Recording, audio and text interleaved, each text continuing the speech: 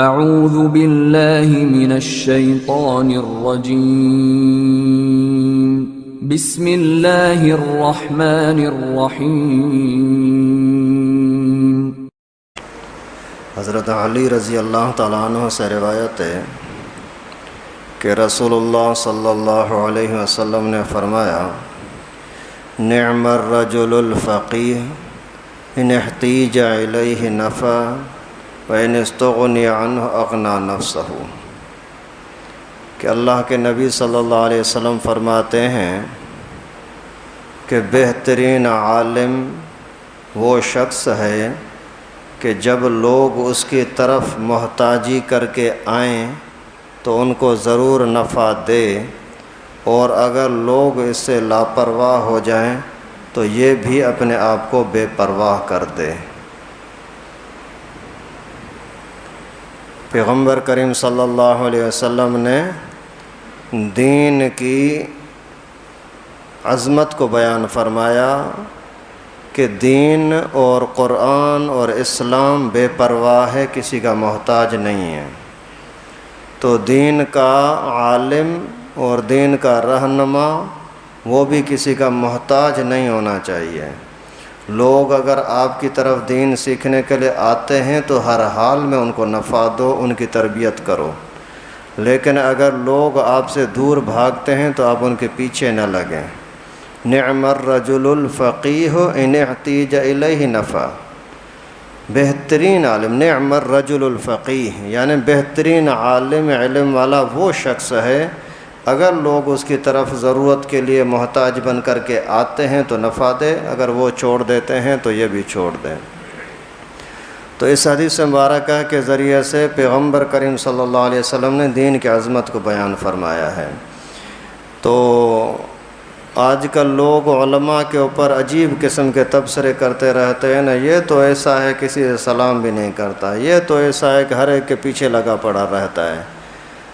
لوگ اللہ معاف فرمائے، آج کے زمانے میں خصوصاً جتنے لوگ علماء کے دشمن ہیں نا، اتنے لوگ آپ کو کسی اور کے دشمن نظر نہیں آئیں گے۔ اگر اچھے کپڑے پہنے تو بھی جلیں گے، یہ دیکھو کپڑے کیسے پہنتا ہے، اگر سادے کپڑے پہنے تو بھی جلیں گے، یار عالم ہو کر کے کپڑے کیسے پہنے ہوئے ہیں۔ اگر جہاد کی بات کرتا ہے تو بولتے ہیں یار آج جہاد کون کرتا ہے کہ یہ جہاد کی باتوں میں لگا ہوا ہے۔ اگر تبلیغی کی باتیں کرتا ہے تو بھی اس کے اوپر کوئی نہ کوئی تبصرے، سیاسی باتیں کرے گا تو بھی جلیں گے، یار یہ کیسی باتوں میں لگ گیا ہے۔ اگر نہیں کرے گا تو بھی لوگ بولیں گے یار یہ کتنا ظلم ہو رہا ہے، اور یہ مولوی خاموش اس طرح کی باتیں ہی نہیں کرتا۔ سب سے مظلوم طبقہ آج کے زمانے میں جو ہے وہ امت کا رہنما ہے، جو علماء ہیں، پیغمبر کریم کے وارث ہیں، ان کے اوپر ہی سب سے زیادہ لوگ اپنے مثالیں بنائیں گے اور تنقیدیں کریں گے۔ حالانکہ ڈاکٹروں کے پاس جائیں گے، ڈاکٹروں نے صحیح علاج نہیں کیا تو ڈاکٹروں کے خلاف بکواس نہیں کریں گے۔ وکیلوں کے پاس گئے، وکیلوں نے زیادہ فیسیں لیں، ان کے خلاف کوئی بکواس نہیں کریں گے۔ ججوں نے ظلم کیا، غلط فیصلے دیے، سال ہا سال تک ان کو رلاتے رہے، ان کے خلاف نفرت نہیں پھیلائیں گے۔ اور مولویوں کے خلاف اگر 10 سیکنڈ 20 سیکنڈ دیر ہو گئی، 1-2 منٹ دیر ہو گئی نا، پھر ہر ایک کے زبان پر ہوگا یار یہ صحیح نہیں ہے، اس نے آج تو یہ بات کر دیا، آج تو یہ اس نے ایسا کر دیا۔ اللہ کے بندے، عالم جو بھی ہو نبی کا وارث ہے، العلماء ورثۃ الانبیاء، یہ ٹھنڈے دل سے سوچیں۔ یہ حدیث مبارکہ ترتیب سے آئی ہے، اس وجہ سے آپ کو سمجھا دوں، یہ نہیں کہ جو آپ کی ضرورت کی چیزیں ہیں وہ آپ کو سمجھائی جائیں اور جو پیغمبر کریم کا فرمان آ جائے اور اس کو چھوڑ دیں۔ بہت سارے علماء ایسے کرتے ہیں بیچارے، لوگوں کی بدنیتی اور نفرت کی وجہ سے، یار میں اگر اس کی تشریح کروں گا تو لوگ بولیں گے اپنے لیے کر رہا ہے، جو کسی کو بولنا ہے بھلے بولے، لیکن پیغمبر کریم کا فرمان ہے آ گیا تو اس کو چھوڑیں گے تو نہیں۔ تو علماء نبی کے وارث ہیں۔ پیغمبر کریم صلی اللہ علیہ وسلم کی موجودگی میں کوئی مسلمان اگر نبی پاک سے جدا ہو کر کے رہے، دور ہو کر کے رہے، سلام کلام نہ کرے، ملاقات کے لیے نہ آئے تو یہ مسلمان ہو سکتا ہے؟ نہیں ہو سکتا مسلمان۔ پیغمبر کریم کے امتی کو، مسلمان کو نبی پاک کی موجودگی میں، نبی پاک کی مجلس میں جانا حال و احوال کرنا، سلام کلام کرنا، اپنا تعلق رکھنا فرض ہے۔ بالکل اسی طرح سے جب علماء نبی کے وارث ہیں تو ہر مسلمان کو جس نے کلمہ پڑھا ہے، جو کافر ہے یا منافق ہے ان کا مسئلہ نہیں ہے۔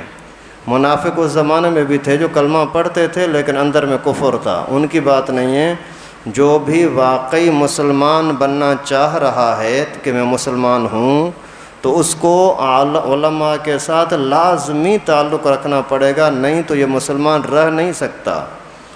آہستہ آہستہ چل چل کر کے شیطان اس کو، ابلیس اس کو ایمان سے نکال دے گا۔ تو اس وجہ سے اس مسئلے کو بھی سمجھیں کہ اپنا ایمان بچانے کے لیے علماء کے ساتھ جڑے رہیں، ان کے ساتھ اللہ معاف فرمائے کبھی بھی نفرت نہ کریں۔ اگر اس کی کوئی کمی کوتاہی ہے تو علماء باپ کے برابر ہوتے ہیں۔ پیغمبر کریم صلی اللہ علیہ وسلم امت کے لیے ابو کی جگہ پر ہیں، پیغمبر کریم کی گھر والیاں امت کے لیے مائیں ہیں۔ اگر اپنے باپ کے اندر کوئی شکایت ہو تو وہ نفرت تو نہیں پھیلاتے پھرتے کہ ایسا ہے ایسا ہے، اس کے لیے دعائیں کریں گے، اس کے جو مشکلات ہوں گے ان کو حل کریں گے، یہ تھوڑی کہ ان کے خلاف بکواس کرتے پھریں۔ تو جب علماء عوام کے لیے باپ کے برابر ہیں تو اس کو باپ کا درجہ دیا جائے، ان سے دشمنی نہ رکھی جائے۔ اگر ماں باپ کا نافرمان تباہ و برباد ہوتا ہے تو علماء کا نافرمان بھی تباہ و برباد ہوگا نا۔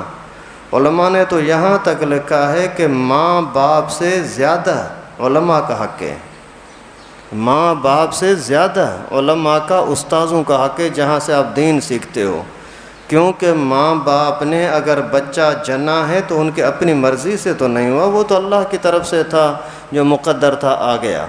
اس کے اندر ماں باپ کا کوئی کمال نہیں ہے کہ بچہ پیدا کیا، بچہ جنا، لیکن آپ کو دین سکھانے کے اندر استاد کا، عالم کا بڑا کمال ہے۔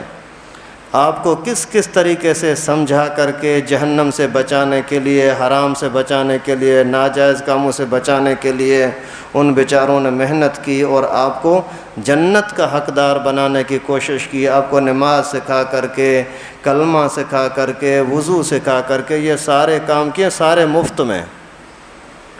اللہ معاف فرمائے، آج کتنے 15-20 سال سے میں آپ کو یہ درس وغیرہ دے رہا ہوں، کبھی بھی کوئی کسی نے بولا ہے کہ درس کی وجہ سے میں آپ کو پیسے دیتا ہوں؟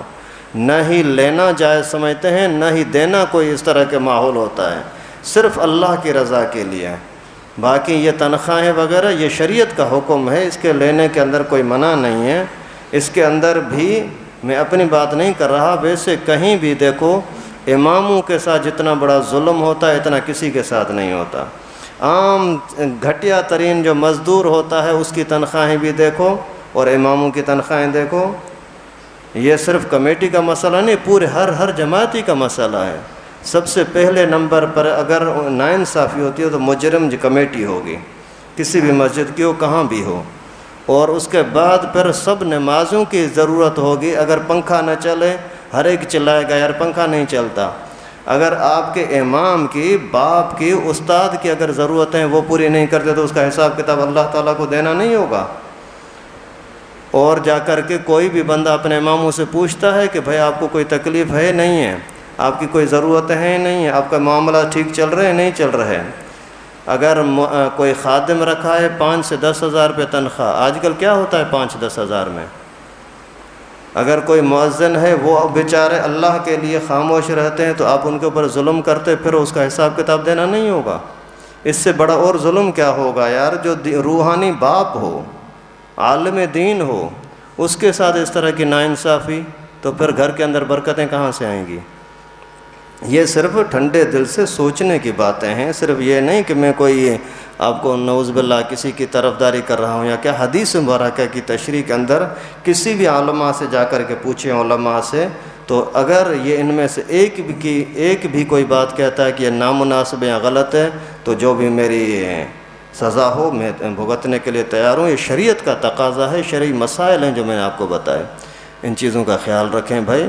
اور پیغمبر کریم صلی اللہ علیہ وسلم فرماتے ہیں کہ بہترین عالم وہ ہے اس کی طرف آؤ تو نفع دے، اگر اس سے بے پرواہی کرو تو وہ خود بھی بے پرواہ ہو جائے، آپ کے پیچھے نہ لگے۔ اس کے اندر یہ مسئلہ بھی سمجھو، آپ مولویوں کو، علماء کو اپنے جیسا نہ سمجھو۔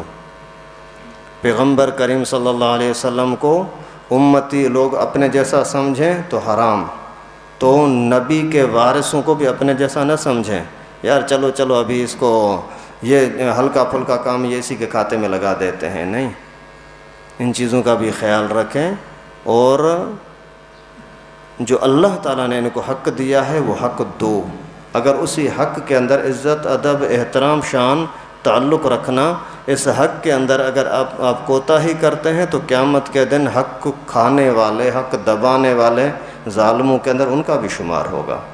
اللہ تعالی ہم سب کو دین کی صحیح سمجھ نصیب فرمائے۔ وآخر دعوانا ان الحمدللہ رب العالمین۔ لائک کریں ہمارے چینل کو اور سبسکرائب کریں اور بیل آئیکن کو دبانا نہ بھولیں۔